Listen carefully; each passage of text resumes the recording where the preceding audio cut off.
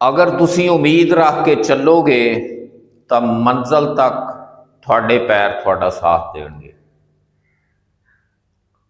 तो दूसरी गल यह कि बलदी हुई लकड़ी कदे दरख्त होंदी सी, इन्ना गरूर चंगा नहीं, आखिर एक दिन टुर जाना है, वो वेला दूर नहीं।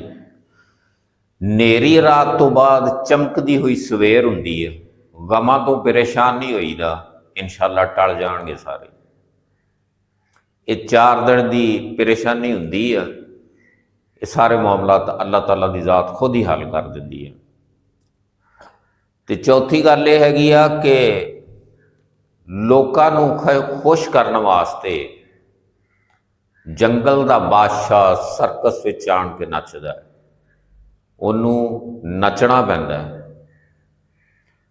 तो पंजवीं ते आखिरी गल जिहड़ी हैगी आ, उन्हां रिश्तियां ते कदे भी उम्मीद ना रखो जिहड़े औखे वेले तो लभदे नहीं, तो जो ताने मेहणियां का टाइम हुंदा ते सफ़े अव्वल दे मुजाहिद बन के सामने हुंदे ने। इन्हां लोगों तो बचिया करो। अल्लाह ताला दी ज़ात तुहानूं खुश रखे, हसदे वसदे रहो। मेरी वीडियो चंगी लग्या करे तो यार इन्हूं शेयर कर दिया करो, पेज नूं फॉलो कर लिया करो। अल्लाह हाफिज़।